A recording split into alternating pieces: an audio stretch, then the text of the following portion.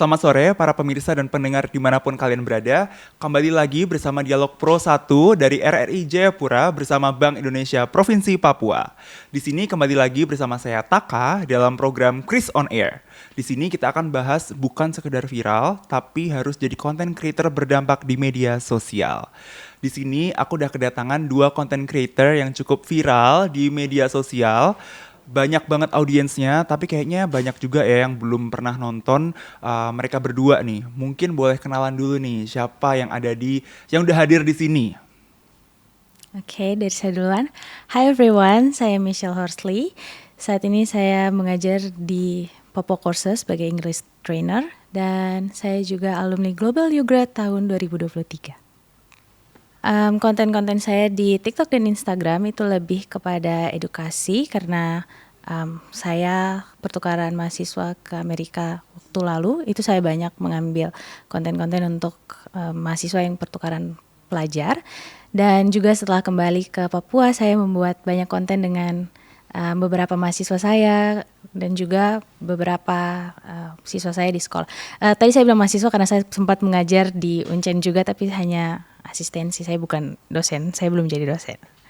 Kita doakan sama-sama untuk saya bisa jadi dosen. Amin. Satunya ada siapa ini? Oke, perkenalkan saya Tante Jahe. Saya dulunya bersekolah di Filipina. Saya sekolah pilot di Filipina. Sekarang nganggur. Ya harapannya saya dalam waktu dekat semoga kembali mengudara lagi. Di sela-sela waktu nganggur saya ini saya menjadi content creator gitu. Saya suka bercerita di TikTok maupun di Instagram. Bahasanya tuh daily storytelling. Is that how you call? Yeah. Yes. Storytelling tentang kejadian-kejadian yang terjadi di keseharian saya. Jadi mau saya marah, mau saya senang, mau saya gembira, sering saya ceritain di media sosial. Tapi aku kepo nih, sebelum jadi content creator, dulu kan sebenarnya Tante Jaya sekolah di Filipina. Tapi right before kamu jadi content creator, kamu kegiatannya apa aja nih Tante? Oke, jadi setelah saya kembali dari Filipina, saya pindah ke Indonesia, saya berkantor di Jakarta. Masih di dunia penerbangan juga, tapi saya nggak terbang. Sekarang saya kembali ke Papua karena ada satu dan lain hal, saya masih menunggu. Harapannya saya cepat kembali ke udara gitu. Amin, oke. Nah, tadi kan kita udah kenalan sama Tante Jahe. Sekarang kita bakal kulik lebih lanjut. Sebenarnya dulu sebelum jadi content creator nih, Kak Michelle Rumbiak itu atau yang kita sering sebut Michelier ya? Atau gimana? How do you call it? Michelle aja Kak. Michelle, oke, Kak Michelle. Nah, yes. Oke, setelah kita kenalan sama Tante Jahe, kita mau kenalan juga sama Kak Michelle, yang sebelumnya kamu jadi dosen ya? Atau gimana, boleh diceritain? Hanya asistensi saja Kak, tapi tetap mahasiswa mereka panggil dosen. Mungkin karena ganggu-ganggu Kak, bagaimana Kak? Jadi dong panggil tetap Miss Dosen kalau di kampus gitu. Ngajar apa? Kalau saya mengajar di FISIP, di APK Administrasi Perkantoran dan juga antropologi, itu bahasa Inggris untuk antropologi dan APK. Oh, I see. Jadi kamu memang berkecimpung di bidang edukasi. Yes, benar sekali. Kalau dulu waktu kamu pertukaran pelajar, itu boleh diceritain nggak kayak sebenarnya kamu itu ngambil program apa, dari beasiswa kah, dan bidang apa sih yang kamu tekuni waktu itu? Jadi saya itu kuliah di FKIP Uncen, Pendidikan Bahasa Inggris, Bahasa dan Seni. Nah, semester 3 itu saya mendaftar untuk beasiswa pertukaran mahasiswa ke Amerika Serikat. Jadi nama programnya itu Global Undergraduate Exchange Program. Itu program pertukaran selama 6 bulan, 1 semester saja. Tapi 1 semester yang sangat bermakna dan luar biasa. Itu beasiswanya fully funded dari Kedutaan Besar Amerika Serikat. Jadi dari proses administrasi di sini sampai tes TOEFL IBT ke Surabaya, kemudian pembuatan visa dan semuanya itu di cover penuh oleh Kedutaan Besar Amerika Serikat. Dan puji Tuhan setelah beberapa tahun program ini ada, saya perempuan Papua pertama yang mendapatkan beasiswa tersebut. Itu memang lumayan susah. Puji Tuhan sekali. Apa yang paling bermakna dari situ sih Kak Michelle? Kan kamu sempat tadi kamu bilang ya, itu adalah 6 bulan paling bermakna yang mungkin kayaknya titik balik kamu ya kayaknya. Iya. Tuh apa yang terjadi waktu itu? Itu sangat bermakna karena ada satu momen, ada satu hari di mana kita semua penerima beasiswa kita kumpul di Washington DC. Ada satu gedung itu dekat dengan White House. Jadi gedung itu dikhususkan untuk teman-teman dari berbagai negara yang mendapatkan beasiswa itu. Kita ada kegiatan kebudayaan. Jadi kita tampil dengan budaya masing-masing dan itu momen yang saya rasa sangat berharga karena sekian tahun lamanya beasiswa ini dibuka untuk seluruh mahasiswa di seluruh Indonesia. Saya baru pertama kali perempuan Papua yang ada di situ dan itu kayak saya terharu sekali di momen itu. Itu yang saya rasa itu momen sangat penting buat saya. Karena memang beasiswa ini terkenal cukup susah untuk didapati begitu Kak. Untuk digapai. Itu yang paling berkesan buat saya. Dan dari 6 bulan itu kamu mulai share-share konten di media sosial. Iya, benar. Di Instagram. Benar Kak. Oh, jadi audiens pertama kamu itu justru datangnya dari Instagram. Yes, dari Instagram. Oh, I see. Oke. Nah, tapi konten pertama apa sih yang bikin kamu tuh naik daun lah istilahnya, kayak kapan banyak pertama kali booming konten kamu itu waktu kamu share apa? Kalau konten pertama yang paling booming itu waktu masih sekolah sih Kak. Jadi sebelum saya dapat beasiswa yang ke luar negeri, saya buat konten edukasi, saya sudah buat konten dari SMA. Nah dari SMA itu sempat jadi model video klip Kosa Gemar dan itu pada masanya booming sekali. Pada saat kita baru-baru main Instagram itu saya mulai di reach oleh banyak brand. Jadi dari situ mulai dikenal banyak orang untuk ada endorse, ada kegiatan, dipanggil ikut kegiatan sana sini begitu kan. Oh, jadi sebelum jadi content creator edukasi, kamu berangkat dari beauty dulu berarti? Yes, Kak, betul.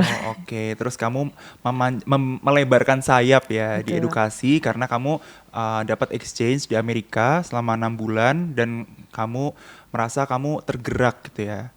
Apa yang menggerakkan kamu? Kalau dari saya sendiri yang menggerakkan saya itu karena saya sudah mulai mendapatkan, saya punya personal branding. Saya punya personal branding itu penting sekali karena itu bawa saya dari yang dulu tuh saya konten banyak lebih ke kayak beauty konten, bikin konten kecantikan lah, jalan-jalan traveling ke sana kemari, tapi lama-kelamaan jadi lebih banyak ke konten edukasi dan traveling karena saya punya branding itu, saya mulai lihat oh ternyata saya kalau bawakan konten tentang saya traveling ini bermanfaat untuk yang nonton karena yang nonton tuh kayak oh kalau saya jalan ke sini harus bawa ini supaya bisa naik ke pesawat. Oh kalau saya mau ikut tes TOEFL atau tes bahasa Inggris yang lain saya bisa lewat sini karena mereka lihat saya punya konten seperti itu. Jadi saya mulai merasa bahwa yang saya lakukan itu bermanfaat dan sampai ke masyarakat, ke audiens. Itu saya mulai temukan saya punya personal branding dan mulai bergerak lagi di situ. Nah, kalau Tante Jahe sendiri, itu apa sih momen pertama yang bikin kamu itu bikin kamu naik daun waktu pertama kali share gitu kan? Kamu nyangka nggak sih waktu itu kamu bakal jadi viral? Awalnya sih enggak ya. Awalnya sih nggak nyangka, tapi jadi awal video itu saya sama teman saya buat video-video seandainya, kemudian saya mulai berpikir saya nggak bakalan selamanya numpang viral di TikTok teman saya nih. Akhirnya saya mencoba untuk buat video saya sendiri dengan menceritakan kejadian-kejadian yang terjadi. Seperti konten pertama saya tuh jadi di Jakarta ada yang nanyain kakak dari Papua ya? Iya dari Papua. Papua tuh di mananya NTB? Itu cerita pertama saya di TikTok, kemudian viral dan mulai dari situ saya mulai buat pembuatan video. Oh, I see. Jadi berawal dari pertanyaan orang Betul. yang penasaran, Betul. yang dari kamu muncul di konten teman kamu yang juga viral. Betul. Misalkan kalau kamu waktu kamu nyadar bahwa kayaknya kamu tuh ada potensi untuk kayaknya bakal booming tuh, kamu langsung lanjutin waktu itu? Karena waktu itu video pertama saya upload langsung 400.000 semalam. 400.000. Yes. Karena apa itu? 400.000 tuh dari komennya kan kelihatan tuh sebenarnya. Apa sih yang orang notice dari situ? Jadi yang orang notice itu kayaknya hari ini banyak orang yang sepertinya di luar Papua ya. Mereka lebih lebih ingin mengenal orang Papua. Tapi nggak bisa ke Papua, jadi nonton aja dari konten-kontennya gitu. Jadi cara kita berbicara, sepertinya logat Papua itu walaupun susah dimengerti, itu kalau kata orang dari luar Papua itu enak didengar gitu. Nah, mulai dari situ saya mulai pembuatan video, walaupun tidak semuanya pakai logat Papua, ada yang saya mix, tapi ya saya terus lanjutin pembuatan video. Bener sih, jadi aku waktu dulu pertama kali lihat konten kamu itu aku nggak di Papua, aku lagi di Jakarta untuk waktu yang cukup lama juga gitu. Dan dari situ aku jadi tahu loh, oh di Papua tuh kayak gini. Iya. Dan akhirnya aku bisa di sini. Ya gitu. Jadi memang kamu kontennya mau ngenalin Papua lebih lanjut ya. Awalnya kamu pengen ngenalin Papua. Saya storytelling dengan versi saya. Jadi bagaimana versinya seorang perempuan Papua tuh bercerita gitu.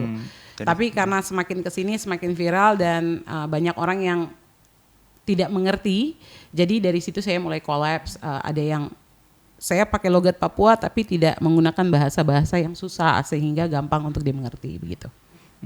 I see. Oke, jadi itu ya teman-teman ya. Siapa sih sebenarnya Tante Jahe dan Michelle ini? Nah, Sobat Rupiah, jadi sebelum kita melaju lebih lanjut, aku mau kasih tahu kalau podcast ini merupakan salah satu bagian dari rangkaian Pekan Kris Nasional yang akan berlangsung dari 11 sampai 17 Agustus 2025 mendatang. Jadi, kita menghimbau kalian semua untuk stay tune untuk semua konten-konten menarik tentang sebenarnya Pekan Kris Nasional ada apa aja sih. Stay tune di Instagram Bank Indonesia Papua atau Peka Papua. Oke, selanjutnya kita mau ngobrolin lebih lanjut tentang gimana sih cara kita mengenali audiens gitu ya, dan menentukan arah komunikasi sebagai content creator. Nah, menurut kalian siapa sih audiens utama dari konten-konten yang kalian buat selama ini? Sebenarnya kalian apakah pernah memperhatikan kah atau spotting bahwa sebenarnya yang jadi audiens aku tuh ini loh. Kalau Kak Michelle siapa nih? Kalau saya sendiri audiensnya itu di Instagram itu kan kita sudah bisa lihat insight-nya dari usia berapa sampai usia berapa. Tapi kalau dari saya sendiri yang saya mau rangkul ini adik-adik dari SMA dan SMP. Karena menurut saya kalau mereka lihat saya punya page, mereka lihat saya punya Instagram itu, mereka bisa lihat kalau dari usia segini kakak ini dia sudah kesini dia sudah mungkin pada saat dia masuk kuliah dia sudah bisa langsung kerja dengan orang-orang di sini Kominfo dan lain sebagainya. Jadi yang saya punya adik-adik dong lihat itu bahwa ketong punya kesempatan itu besar dimanapun. Jadi mungkin rentang usia dari SMP ke SMA karena itu mereka punya persiapan yang sudah mulai besar untuk masuk ke dunia perkuliahan. Jadi mereka bisa menentukan mereka punya masa depan gitu. Oh, jadi kamu ini benar-benar yang kayak ini ya, it girl ya ceritanya ya. Kayak kamu benar-benar kontennya kayaknya pengen arahnya ke inspirasi buat orang tuh punya mimpi tinggi gitu ya. Betul, Kakak. I see, oke. Kalau di zaman kita dulu waktu SMA ya, kalau misalkan kita FYP-nya sama ya, dulu tuh aku tuh yang hits di YouTube tuh Anggi Martin kalau itu. Jadi waktu aku mau ujian mau masuk perguruan tinggi, aku nontonnya Anggi Martin dulu. Itu kayaknya persis banget sama kayak kamu di masa sekarang gitu ya. Kayak konten-kontennya tuh bikin konten-kontennya bikin kita pengen terus belajar dan terus kayak ikut ini ikut itu biar kita bisa scale up gitu kan. Iya, benar. I see. Kalau Tante Jahe nih, ini audiensnya kayaknya cukup menarik nih karena genre yang kamu bawakan kayaknya berbeda nih dari Kak Michelle nih. Tapi kalau audiensnya siapa sih Tante? Jadi kalau saya itu sepertinya kalau dari awal pembuatan video, maksudnya awal konten pertama saya, dan kalau ditarik ke sini, ini kan udah mau hampir setahun ya, itu berbeda. Jadi kalau awalnya itu lebih ke orang dewasa gitu ya, karena saya menceritakan pengalaman-pengalaman yang seharusnya dialami oleh orang dewasa gitu. Tapi semakin ke sini itu konten saya kalau saya keluar di jalan itu saya sadar bahwa ada anak-anak kecil yang tante jahe gitu. Jadi semakin kesini tuh sepertinya audiens saya tuh kalau bisa dibilang kalangan anak-anak yang sudah paham, kemudian sampai ke umur ya mungkin 40-50-an gitu. Oh, jadi bentang usianya jauh ya? Betul, itu menurut luas. saya karena ketika saya di tempat umum ada orang besar yang tegur saya, ada yang anak-anak kecil seperti itu. Tapi kamu ke depannya mau memfokuskan audiens kamu di ini kah tetap mau broad audience atau kayak kamu tuh kayaknya yang ini kayaknya lebih banyak penontonnya. Jadi kamu ngarahin konten kamu khusus untuk dilihat oleh spesifik target audiens seperti ini. Oke, jadi saya tuh memang dari awal pembuatan konten itu saya selalu berusaha untuk konten saya bisa diterima dan dipahami oleh semua usia. Nah itu berarti saya tidak ngomong sesuatu yang sama anak di bawah umur nih sebenarnya nggak boleh. Itu saya hindari yang seperti itu. Jadi menurut saya kayaknya sampai ke depannya konten-konten saya akan tetap untuk bisa dipahami oleh semua kalangan gitu. I see. Berarti kamu pengen membuat sebenarnya personanya Tante Jahe itu tuh memang seperti ini loh. Iya, jadi memang nggak ada spesifikasi gitu. I see. Berarti itu yang pengen kamu itu yang pengen kamu lakukan terus ya, bahwa Tante Jahe itu DNA-nya gini loh. Betul. I see. Betul. Jadi Sobat Rupiah, kalau misalkan kalian perhatikan Bank Indonesia Papua itu kan kita menyampaikan komunikasi kebijakan di tanah Papua dan sekitarnya. Maka dari itu kita tuh sebenarnya sedang mencoba meningkatkan relevansi juga loh. Nah, kita pengen tahu perspektif dari kakak-kakak content creator sekalian, sebenarnya konten seperti apa sih yang mudah diterima untuk audiens timur atau kita-kita ini yang ada di tanah Papua gitu. Dari Kak Michelle, apakah ada perspektif tertentu? Kalau dari saya sendiri itu tergantung sih Kak, dari audiensnya sendiri itu tergantung. Karena kalau mau bilang dari lihat dia punya rentang usia dan latar belakang lain-lain, kayaknya semua orang nih dari anak SD saja tuh sudah pegang HP. Jadi mungkin kalau dari saya itu tergantung dari audiensnya sendiri Kak. I see. Oke. Jadi di awal kamu menyarankan untuk kita bisa mengidentifikasi lebih lanjut ya sebenarnya mau menyasar siapa Iya, gitu. Kak. I see. Kalau Tante Jahe, menurut Tante Jahe sebenarnya kita Tante Jahe ini bisa terbilang cukup relevan juga ya sebenarnya karena target kamu kan tadi kan luas ya. Berarti kan kamu bisa menjangkau semua at once gitu. Nah, kalau dari perspektif kamu sebenarnya kayak gimana sih yang bisa diterima untuk audiens di kita ini di tanah Papua? Kalau menurut saya sebenarnya bukan di Papua aja ya. Kalau misalnya ini satu Indonesia, menurut saya itu kita harus menjadi seseorang yang berbeda gitu. Kayak misalnya kamu lebih pahamnya, lebih menikmatinya itu di bagian apa misalnya. Misalnya saya kasih contoh saya ya, saya nggak kasih contoh orang lain. Misalnya saya storytelling, bercerita karena memang saya orangnya suka bercerita gitu. Saya nggak bisa kan saya lihat sebelumnya itu orang main TikTok kan begini-begini ya. Saya nggak bisa demi Tuhan. Gimi-gimi ya. Saya nggak bisa. Jadi gimana nih caranya biar saya juga bisa main TikTok, tapi karena saya nggak bisa begini-begini, ya udah saya storytelling. Nah, jadi kalau saran saya sih mungkin lebih ke kita mengenali diri kita sendiri gitu. Apa sih yang beda dari saya dengan orang-orang yang lain, dengan konten kreator yang lain. Seperti itu sih.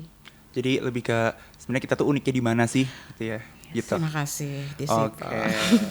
Balik lagi ternyata DNA itu penting. Betul, gitu ya. betul. Nah, kalau misalnya kita bisa mendiferensiasi DNA kita dari orang lain, dari konten creator lain, itu berarti yang menjadi gerbang pertama kita. Betul, ya. Menjadi ciri khas kita gitu. Oke.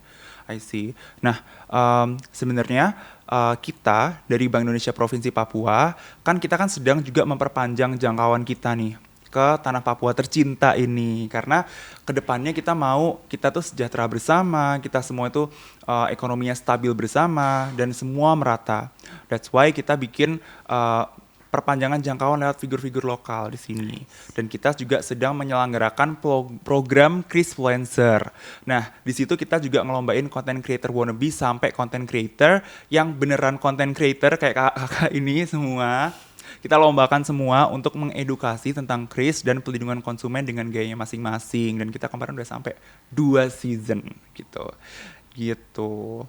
Nah, tapi ngomongin soal gimana caranya kalian menyampaikan pesan sebenarnya.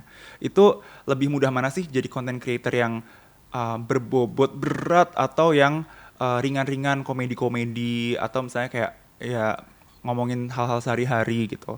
Dan kenapa menurut kalian gitu? Kalau saya sih kan tiap orang beda-beda ya.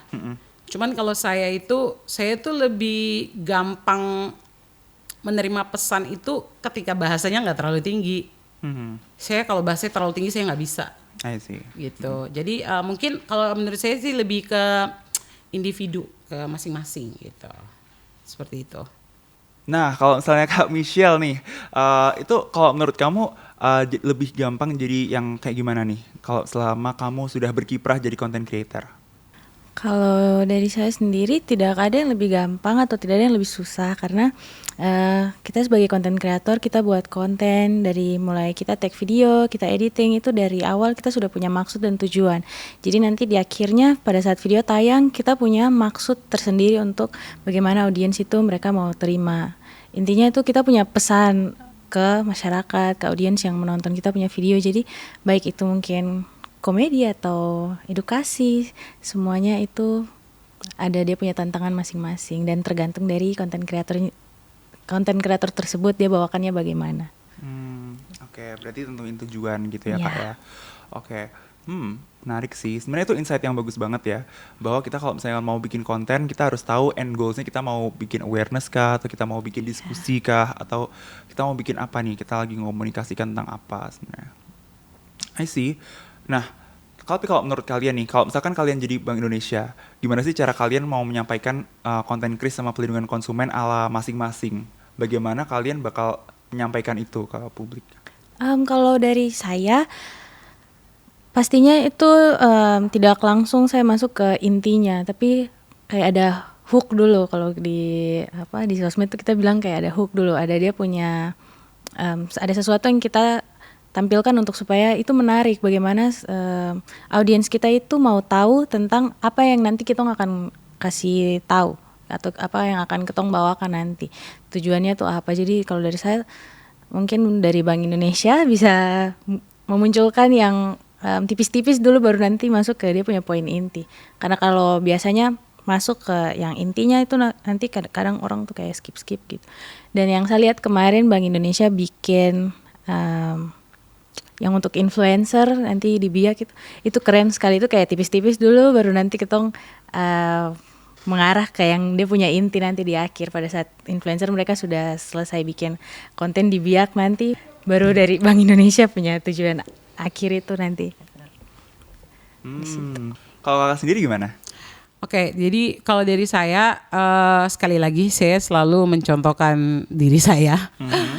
Kalau saya mungkin kalau saya jadi Bank Indonesia, saya akan lebih ke pembuatan video pendek. Tapi mungkin lucu-lucuan gitu ya, yang nggak terlalu berat, nggak terlalu tinggi bahasanya, sehingga mudah untuk dipahami oleh semua kalangan gitu. Seperti itu sih Kak. I see. Oke. Nah, kayak gimana contohnya? Mungkin dengan apa ya? Ya dengan pembuatan video di kafe mungkin. I see. Iya. Iya. Oke. Jadi gimana cara kita mendekat ya sebenarnya? Iya, Mendekat ke sebenarnya siapa sih yang kita mau target Iya, gitu. betul. Tujuan sasaran utamanya. Tapi Kak, kamu pernah ngalamin dilema gak sih antara menyederhanakan pesan supaya lebih dimengerti audiens atau kalau misalnya nih kamu harus ngomongin hal yang kontroversial misalnya atau hal-hal yang sebenarnya tuh butuh pemahaman lebih nih, kamu lebih kamu akan tetap menjaga kedalaman makna atau kamu memilih untuk gimana sih caranya menyederhanakan pesan gitu? Kalau saya lebih memilih gimana caranya agar pesan itu tersampaikan kepada audiens saya gitu. Jadi mungkin bahasa-bahasa yang saya gunakan juga nggak terlalu tinggi gitu ya, bahasa-bahasa sederhana. Karena waktu awal pembuatan, waktu jadi awal konten kreator, itu kan durasi video saya sampai 2 menit, 3 menit. Orang kemudian bosan gitu. Katanya, oh bicaranya terlalu berbelit-belit ini dan itu. Nah jadi kemudian dari komentar-komentar itu, saya berusaha untuk saya pendekkan sesingkat mungkin saya menyampaikan tujuan bicara saya gitu. Oh, jadi agar nggak kemana-mana. Jadi kayak gitu itu kamu sebenarnya nggak comes naturally tapi kamu belajar ya? Betul, sebenarnya belajar sih karena sering dikoreksi juga. Dari kolom komentar? Sama netizen. Oh. Nah kalau Kak Michelle, kan kalau Kak Michelle ini unik nih sebenarnya karena yang Kak Michelle mau sampaikan kan dari content creator edukasi kan pasti sesuatu yang cukup banyak detailsnya ya, bukan sesuatu yang sehari-hari banget dilakukan dan pasti ada banyak banget informasi yang baru yang datang dari sana sini. Itu kamu pernah sempat dilema nggak sih? Karena mungkin yang kamu sampaikan nggak selalu ringan ya. Iya betul kakak, saya sampai sekarang juga masih dilema terus. Rasa dilema itu kayak ikut terus. Kalau saya sendiri karena saya punya konten itu mengarah ke edukasi dan saya sempat mengajar juga di salah satu sekolah yang bukan cukup terkenal di Jayapura, jadi kayak banyak yang sudah tahu ini ibu guru ini Miss, jadi jalan kemana tuh salah kata salah bicara saja itu pasti akan jadi bahan perbincangan gitu. Nah kalau dari saya konten-konten yang saya buat itu saya sederhanakan, dia punya maksud sama saya punya kata-kata supaya audiens yang dengar ini juga mereka bisa mengerti gitu Kak. Lebih menyederhanakan sih. Menyederhanakan. Tapi kamu kayaknya juga berusaha untuk ini ya, menjaga tingkat kehalusan gimana cara kamu bicara ya. Karena kan mungkin anak-anak sekolah kan mungkin kayak ini ya. Betul. Apa sih namanya? Mungkin masih sensitif gitu ya. Iya betul. Apalagi kan kalau misalnya mereka punya, bukan hanya mereka yang main media sosial, mereka punya orang tua juga. Kalau mereka lihat kayak, masa kok saja begini baru kok mau mengajar sapu anak gitu Kakak. Itu bahasa ininya. Oh, apa yang pengalaman yang kamu ingat yang bikin kamu tuh kayak, oh ini nih berarti nextnya aku harus berubah jadi kayak gini nih. Itu apa sih yang sempat dikoreksi oleh waktu itu mungkin orang tua siswa atau kalau ada satu momen itu waktu belum mengajar. Nah waktu itu kan saya sekarang di Papua Courses, jadi kami di Papua Courses itu saya mengajar bahasa Inggris di situ. Nah, itu kita punya kegiatan seminar. Nah, pada saat itu memang saya masih semester, kalau tidak salah semester 6 begitu. Itu masih praktek-praktek. Jadi, pada saat itu yang saya ingat saya kasih seminar untuk TOEFL. Itu hanya untuk maksud kami dari Papua Courses ini, kami hanya bermaksud untuk kayak sharing-sharing, nanti teman-teman kalau mau tes itu di Jayapura bisa di mana, terus persiapan tesnya itu apa saja, terus nanti tesnya berjalan bagaimana. Itu yang saya maksud, karena saya bilang aduh saya rindu sekali saya punya teman-teman di Papua ini, mereka bisa tahu proses TOEFL ini bagaimana, karena kadang-kadang tuh mereka sampai cari tahu ke luar, sampai ke Jawa sana untuk tes begitu. Jadi saya hanya mau sharing saja. Nah, tapi ada satu momen di mana Kitong sudah kasih naik dia punya poster, sudah kasih naik dia punya iklan untuk TOEFL ini, dan di situ kayak banyak sekali yang komen, ku punya degree ini apa, ku sarjana apa, ku kenapa bisa begini begitu. Terus saya hanya mau membagikan apa yang saya sudah alami, dan memang puji Tuhan pada saat itu TOEFL-nya paling tinggi untuk satu kampus. Nah, jadi saya pikir mungkin ini bagus untuk saya punya teman-teman, apalagi kebanyakan yang ikut kan saya punya adik-adik tingkat sendiri. Nah, cuman pada saat momen itu tuh saya rasa kayak mungkin lain kali saya harus mungkin saya selesaikan saya punya kuliah dulu baru saya buat seminar-seminar ini supaya orang-orang juga lihat itu sudah kayak saya sudah terverifikasi kayak itu. Begitu Kakak. Oh, oke. I see. Nah, tapi kalau misalkan nih, tadi masih ngebahas tentang sebenarnya apa yang menjadi titik perubahan kamu ya. Tapi pernah nggak sih selama kamu berkonten ya? Tadi kan sesuatu yang datangnya dari real kan, Tapi kalau misalkan di dunia maya, pasti kan kita nggak bisa menjamin semua netizen itu akan ini ya bilang, oh kamu gorgeous banget, atau Ya, kamu betul. cantik, atau kamu apa, atau kamu kayak wah nice lanjutkan gitu. Tapi kan pasti banyak yang kayak kasih hate comments gitu kan, atau kayak ada yang mungkin sebenarnya niatnya nggak hate comments, tapi karena hal itu mungkin menyinggung atau apa gitu. Kamu pernah nggak dapat kayak gitu, Michelle? Dapat, Kak. Justru itu yang tadi saya bilang tuh, mereka komen itu di saya punya akun akun pribadi dan itu kolaborasi dengan Popo Courses. Jadi mereka komen tuh, kok punya, yang saya paling ingat itu, kok punya degree apa, kok sarjana apa, jadi kok bisa kasih seminar untuk TOEFL, untuk sharing-sharing tentang TOEFL. Itu yang paling Oh kena di saya iya, punya hati, benar. karena saya punya maksud dari awal itu hanya untuk sharing saja, tidak ada maksud apa-apa juga begitu. Ya ampun, aku kalau misalnya kayak gitu sebenarnya aku belum tentu bisa bangkit lagi sih gitu. Tapi kalau kamu dulu I see. apa yang bikin kamu tuh pengen apa sih namanya kayak yang bikin kamu tuh langsung uh, bikin jadi motivasi kamu untuk terus lanjut berkonten walaupun kamu pernah dapat komentar kayak gitu.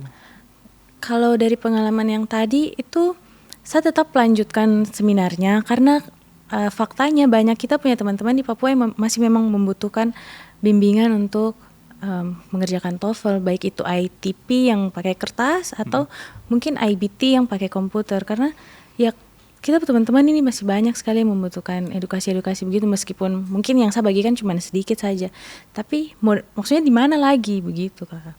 Maksudnya mau dapat di mana lagi?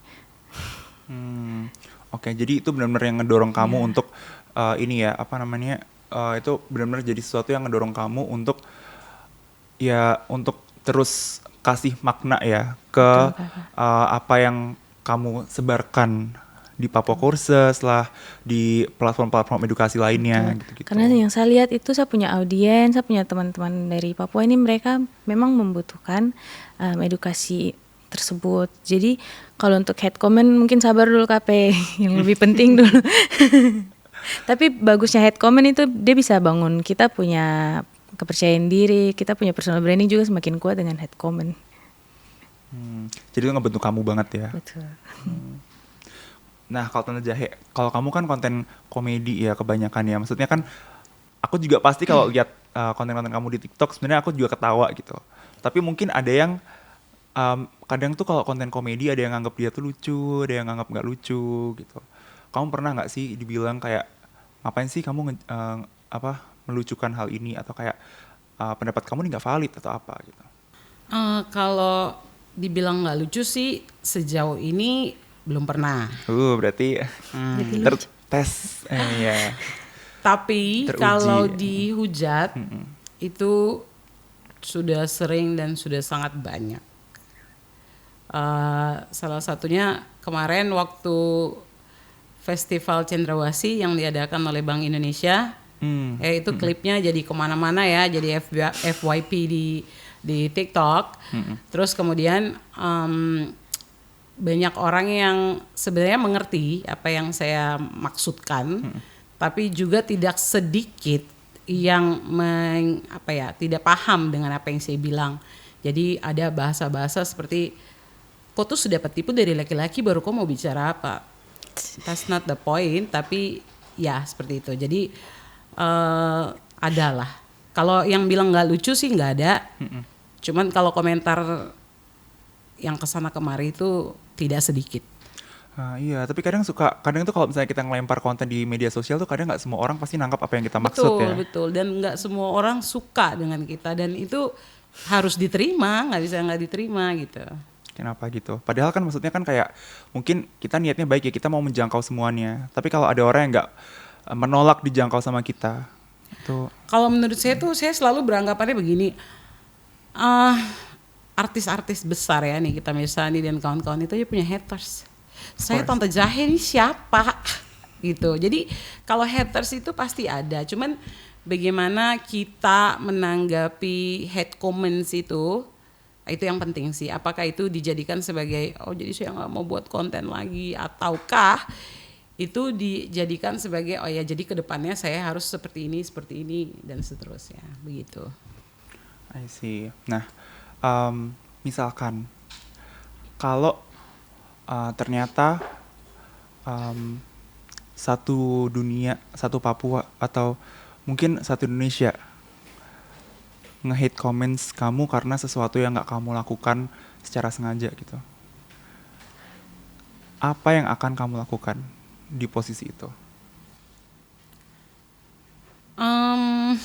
Wah berat juga ya. Secara tidak sengaja ya. Iya, misalkan kamu nggak sengaja keceplosan apa gitu, terus orang nge-clip itu, Ya. terus it went viral dan itu memancing banyak pro dan kontra. Ya.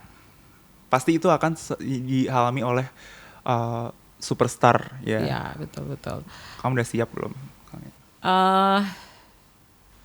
Kalau mau dibilang siap sih sebenarnya nggak siap ya. Karena kalau siapa sih yang mau dihujat satu Indonesia? Sebenarnya nggak ada yang mau. Cuman kalau memang itu nanti di kemudian hari terjadi karena mungkin lidahnya kesleo, saya rasa kita harus berbesar hati. Ya mungkin minta maaf, tapi juga buat ada sedikit klarifikasi entah kita diterima lagi atau tidak di masyarakat. Itu sepertinya tergantung Tuhan deh. Seperti itu kalau saya. Sih. Tapi gimana cara kamu bangkit dari situ? Dari konten-konten yang mungkin nggak selaras dengan penerimaan masyarakat. Hate comments. Gimana caranya saya bangkit dari hate comments atau? Not always hate comments, tapi lebih ke apa yang nggak senada sama apa yang masyarakat mau gitu. Iya, oke. Kalau saya tuh terlepas dari saya content creator, saya itu selalu berpikirnya nggak semua orang suka sama lu gitu, nggak semua orang suka sama kamu. Jadi kalau ada orang yang tidak suka, it's okay, not everyone will like you gitu. Jadi kalau saya selalu let it go gitu, masuk kiri keluar kanan, dan saya tetap membuat konten sampai hari ini. Oh, that's good. Yeah.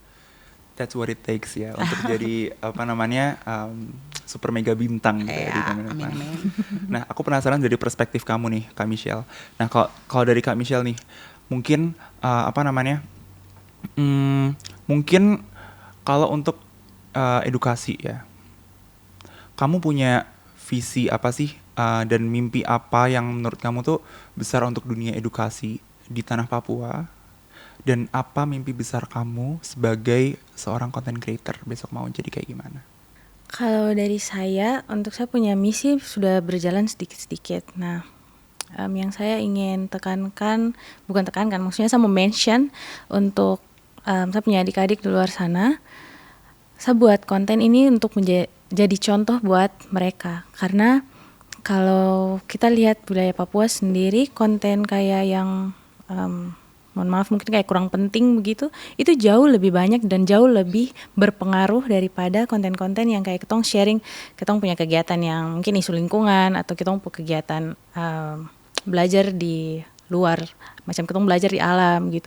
Itu kayak dia punya viewers nanti down sekali, di bawah sekali. Tapi kalau macam tong bikin konten yang tong lihat konten-konten yang kayak kurang penting, itu nanti naik dan itu menjadi lama-lama menjadi pola gaya hidup gitu kakak. Yang saya mau, jadi saya punya goals, itu sudah saya kerjakan dari tahun 2021. Itu kami dengan kerjasama dengan Puji Tuhan, kerjasama dengan Kominfo Pusat untuk ketong bikin workshop bengkel digital. Nah itu ketong ada keliling Papua untuk kita kasih edukasi ke jenjang usia SMA sampai ke mahasiswa untuk bagaimana kita buat konten di sosial media itu bukan hanya untuk mungkin memang senang-senang ya, tapi ada pesan-pesan, ada mungkin kita punya kegiatan sehari-hari yang bisa kita tuangkan ke dalam sosial media sehingga di mata dunia, di Indonesia bahkan dunia itu bisa melihat bahwa anak-anak Papua ini punya karya tuh beda-beda. Ada yang mungkin rap, ada yang mungkin melukis, ada yang ini, ada yang itu, dan itu bisa, maksudnya dari mereka punya karya-karya itu orang lain di luar sana bisa lihat. Jangan ketong cuman kayak terputar-putar di situ aja begitu maksudnya. Jadi saya punya bukan hanya dari saya saja, mungkin besok-besok ada yang Bank Indonesia undang juga duduk di sini bicara kayak begini. Jadi Kalau dari saya mau lihat saya punya adik-adik, anak-anak muda Papua untuk mereka berkarya dari muda. Karena sering berjalannya waktu, persaingan juga semakin ketat nantinya. Itu goals dari saya sendiri, Kakak. Gimana tuh caranya kalau misalkan kamu pengen lebih orang yang berkarya tuh dimulai dari lebih muda lagi ya? Kalau untuk caranya, itu masing-masing sih, kembali ke masing-masing. Tapi kalau yang saya mau tekankan itu, adik-adik di luar sana tuh mereka harus cari tahu apa yang mereka mau bikin. Cari personal branding dulu, pelan-pelan, baru lihat contoh saya mau seperti siapa, saya ikut jalur kemana. Kalau saya mau, saya nih cinta lingkungan, saya mau bawa isu soal lingkungan dan berkarya di media sosial tentang lingkungan. Mungkin saya akan pergi ke WWF, mungkin saya akan pergi belajar di sana bagaimana membuat sesuatu tentang lingkungan, begitu. Itu tips dari saya.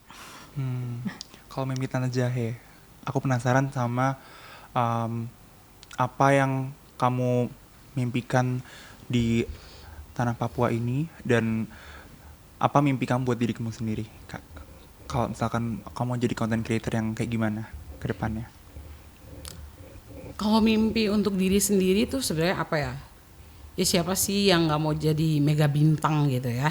Kalau tanya ke saya gitu, harapan saya ke depannya untuk diri saya sendiri sebagai content creator. Tapi harapan untuk Papua ke depannya mungkin dengan menonton konten-konten saya, ada banyak anak-anak muda Papua yang akhirnya terinspirasi untuk misalnya, oh saya mau jadi konten kreator juga nih kayak Tante Jahe, atau dilihat dari sisi yang lain, oh dia cewek, dia pilot. Itu harapan saya, mungkin itu bisa menjadi motivasi bagi anak-anak muda Papua. Seperti itu, Kak. Oke. Apa nih pesan kamu kalau misalkan buat para penonton, buat para pemirsa semua di rumah, baik dari tua sampai muda ya, itu yang masih mikir-mikir kalau mau jadi content creator. Tadi kan ada yang kamu kan cerita kalau mimpi kamu adalah kamu pengen lebih banyak orang yang pengen jadi content creator nih kayak Tante Jahe gitu. Terus apa nih kata kamu buat mereka untuk nggak ragu-ragu lagi mikir-mikir buat jadi content creator? Kalau yang hari ini ya, yang di rumah yang nonton, kalau hari ini ada yang, saya mau jadi content creator tapi saya belum percaya diri, saya belum yakin gitu. Kalau kata saya sih, selama kamu tidak mencoba, nggak akan pernah jadi. Jadi saya mau jadi content creator tapi saya malu, saya nggak percaya diri, nggak akan pernah jadi content creator. Jadi kuncinya adalah harus mencoba. Kalau dikomentarin buruk, itu udah biasa, semua artis satu Indonesia ini, satu dunia ini dikomentarin, apalagi kamu konten kreator kecil yang baru mau buat video.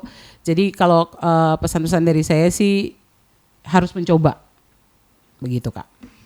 Jadi harus nyoba ya gimana, walaupun kita tuh banyak kekurangan tapi udah muka tebal aja.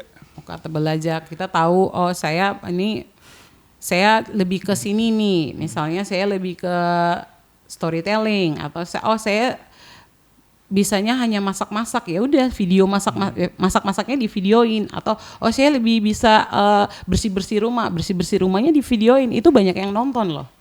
Karena itu adalah yang jadi personal branding kita di media sosial. Betul. I see. Nah kalau misalkan nih, apalagi kalau misalkan kita mau jadi content creator edukasi, karena sebenarnya kalau mungkin banyak yang mungkin masih memandang sebelah mata dari dari timur, karena kebanyakan masih mungkin baru 1-2 ya Kak ya yang bisa punya latar belakang pendidikan sampai ke luar negeri kayak Kak Michelle. Nah itu apa nih kalau misalkan yang masih mikir-mikir, kan pasti banyak banget yang mikir-mikir ya, itu apa yang mau kamu katakan biar orang tuh langsung gas gitu buat jadi content creator? Kalau dari saya untuk jadi content creator itu yang selalu saya bilang dari dulu, mulai saja dulu, harus punya keberanian dari dalam diri sendiri. Terus untuk yang pertama kali itu harus tahu saya ini mau jalan kemana, saya punya personal branding ini yang saya mau kasih tunjuk nih apa. Itu kemudian kalau misalnya kok punya ide, kok berani, terus kok kreatif, kenapa tidak? Dan yang paling penting itu niat baik dari dalam diri. Saya punya niat nih baik kok untuk bikin konten ini, untuk teman-teman lihat bahwa mungkin hal yang saya bikin ini mungkin dia mau bagikan, dia traveling kah, apakah. Tapi yang penting kalau dia punya niat baik dari awal dan dia punya ide, dia punya keberanian, dia punya kreativitas, mulai saja dulu. Jadi semua diawali dari niat yang Betul. kuat dulu dan niat yang baik dulu. Nah insya Allah gitu akan membawa kita ke tempat yang baik gitu ya. Nah, buat kalian semua content creator yang ada di Papua, Papua Selatan, Papua Tengah, dan Papua Pegunungan, sampai content creators wannabe, ini tuh momentum yang pas banget buat uji skill kamu, karena Bank Indonesia akan mengadakan game show khusus untuk content creator, untuk kita ajak ke Biak Num 4, untuk menyelesaikan misi-misi seru, dan kita bisa bawa pulang hadiah mulai dari 30 juta rupiah. Namanya adalah Kris Jelajah Budaya Indonesia. Nah, penasaran kalian keseruannya kayak gimana? Langsung aja follow dan ikuti terus update seru dari Bank Indonesia Papua maupun Peka Papua. Di situ kita bakal update tentang KJI. Ya, oke. Nah, teman-teman, karena kita udah sampai di penghujung podcast dari obrolan tadi, sebenarnya kita udah bisa ngelihat kalau misalkan perjalanan dari content creator itu nggak cuma sekedar tampil, tapi juga tentang gimana cara kita nyusun pesan yang kontekstual sama relevan, itu penting banget. Terutama kita tuh harus tahu kita ngomong ke siapa, gitu ya. Terus masing-masing narasumber juga udah nunjukin kalau mau nyampaikan pesan di media sosial tuh seringkali perlu keberanian. Banyak orang yang nggak suka sama kita nggak selalu cocok di mata orang, and that's fine. Itu kan, that's fine. Nah, mulai untuk menghadapi komentar itu dengan rasa kepercayaan diri dan niat yang baik. Karena dari situ, itu bakal mengantarkan kalian kemanapun yang kalian mau, gitu ya. Dan melalui program seperti Krisfluencer dan juga Kris Jelajah Budaya Indonesia, di sini Bank Indonesia itu juga berusaha memperluas dampak positif dan niat positif kita untuk mendigitalisasi sistem pembayaran, tapi juga secara sosial dengan melibatkan kreator lokal kayak wanita-wanita ini yang super luar biasa dan bisa menjangkau komunitas yang otentik tapi juga tetap hangat, tapi juga terus efektif menyampaikan pesannya kayak gitu. Oke, jadi itu aja yang mau kita sampaikan. Semoga kita bisa mulai dulu, regardless kita mulai dari mana, yang penting mulai aja dulu. Dan jangan lupa saksikan keseruan Kris Jelajah Budaya Indonesia di Biak Num 4. Saya Taka, sampai jumpa di Kris On Air episode berikutnya.